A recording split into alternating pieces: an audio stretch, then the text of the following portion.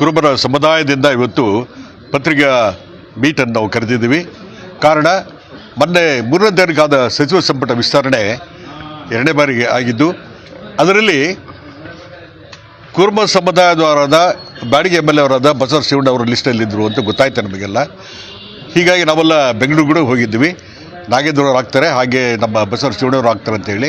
ಆದರೆ ನಮಗೆ ಮಧ್ಯದಲ್ಲೇ 12 ಗಂಟೆಗೆ ನ್ಯೂಸ್ ಬಂದಿದ್ದು ಗಾಯತ್ರಿ ಶಾಂತಗೌಡ ಅಂತ ಹೇಳ್ಬಿಟ್ಟು ಅನೌನ್ಸ್ ಆಯಿತು. ನಾವು ಅವ್ರಿಗೆ ಫೋನ್ ಮಾಡಿ ಕೇಳಿದಾಗ ಅವರಿಗೆ ಗೊತ್ತಿಲ್ಲ ಇದು ಯಾರು ಷಡ್ಯಂತ್ರದಿಂದ ಆಗಿದೆಯೋ, ಯಾರು ಹುನ್ನಾರದಿಂದ ಬದಲಾವಣೆ ಆಗಿದೆ ಇದು ಗೊತ್ತಿಲ್ಲ. ಇದು ಆಮೇಲೆ ಸಿದ್ದರಾಮಯ್ಯಗೆ ತಿಳಿದು ಬಂದ ನಂತರ ಅವ್ರು ಕೇಳಿದಾಗ ಹೈಕಮಾಂಡಿಗೆ ಚಾರ್ಜ್ ಮಾಡಿ ಅವರು, ನೀವು ಯಾವುದೇ ಕಾರಣಕ್ಕೆ ನೀವು ಗಾಯತ್ರಿ ಶಾಂತಗೌಡ ಮಾಡಬಾರ್ದು, ನೀವು ನಮ್ಮ ಬಸವರಾಜ ಶಿವಣ್ಣನ ಹೇಳಿ ಬಂದಿದ್ದೆ ಯಾಕೆ ಮಾಡಿಲ್ಲ ಅಂತ ಹೇಳ್ಬಿಟ್ಟು ಸಿಟ್ಟಾಗಿ ಅವ್ರು ಇವನ್ನು ಪ್ರಮಾಣ ವಚನ ಕೂಡ ಬರಲಿಲ್ಲ ಅವರು ಸಿದ್ದರಾಮಯ್ಯನವರು. ಇದು ಏನು ಯಾರು ಹುನ್ನಾರ, ಇದು ಯಾರ ಕೈವಾಡ ಅಂತ ಹೇಳ್ಬಿಟ್ಟು, ಅಂದರೆ ಕುರುಬ ಸಮುದಾಯನ ಕಡೆಗಣಿಸ್ಲಿಕ್ಕ, ಇಗ್ನೋರ್ ಮಾಡ್ಲಿಕ್ಕೆ ಏನು ಕಾರಣ, ಯಾವುದು ಷಡ್ಯಂತ್ರ ಗೊತ್ತಾಗ್ತಾ ಇಲ್ಲ. ಈಗ DK ಶಿವಕುಮಾರ್ ಆಗಲಿ ಸುರ್ಜೇವಾಲ ಆಗಲಿ ಯಾಕೆ ಮಾಡಿದ್ರಿ ಇದನ್ನ? ಬಸವರಾಜ ಶಿವಣ್ಣ ಹೆಸರಿದ್ದದ್ದು ಯಾಕೆ ತೆಗೆದಾಕಿದ್ರಿ ನೀವು? ಸಿದ್ದರಾಮಯ್ಯರಾದ ಹೈಕಮಾಂಡ್ ಲಿಸ್ಟಲ್ಲಿ ಇದ್ರಲ್ಲ, ಅವರು ಒಬ್ಬ ಸಮಾಜದ ಕಾಂಗ್ರೆಸ್ ಮುಖಂಡರು, ಅವ್ರಿಗೆ ಗೊತ್ತಿಲ್ಲ ನೀವು ಹೆಂಗೆ ಬದಲಾವಣೆ ಮಾಡಿದ್ರಿ?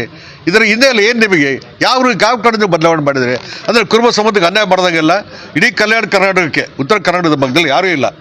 3 ಜನ MLA ಮಾತ್ರ ಇದ್ದಾರೆ. ಇಲ್ಲಿ ಕೊಪ್ಪಳದಲ್ಲಿ ರಾಘವೇಂದ್ರ ಹಿಟ್ನಾಳ್ ಇದ್ದಾರೆ, ಬ್ಯಾಡಗಿ MLA ಬಸವರಾಜ ಶಿವಣ್ಣನವರು ಇದ್ದಾರೆ, ಹೊಸದುರ್ಗದಲ್ಲಿ ಗೋವಿಂದಪ್ಪ ಇದ್ದಾರೆ. ಇವ್ರಿಗೆ ಯಾರಿಗೆ ಒಬ್ಬರು ಮಾಡೋದಾಯ್ತು ತಾವು? ಈಗ 20 ಜನ ಅಂತ ತೀರ್ಮಾನ ಮಾಡಿ 20 ಜನಕ್ಕೆ ಅಪ್ರೂವಲ್ ತೊಗೊಂಡ್ಬಂದು 19 ಜನಕ್ಕೆ ಮಾತ್ರ ಮಾಡಿದ್ದೀರಿ. ಅದು ಸಿದ್ದರಾಮಯ್ಯ ಅವರು ಶಾಂತಗೌಡ ಯಾವುದೇ ಕಾರಣಕ್ಕೆ ಮಾಡಬೇಡ ಅಂತ ಹೇಳಿದ ಮೇಲೆ ಕ್ಯಾನ್ಸಲ್ ಆಯಿತು. ಮತ್ತು ಅವತ್ತೇ ಅವ್ರು ಕ್ಯಾನ್ಸಲ್ ಆದಮೇಲೆ ಯಾರಿಗೊಬ್ಬರು ಕುರುಬರಿಗೆ ಕೊಡ್ಬೋದಾಯ್ತಲ್ಲ.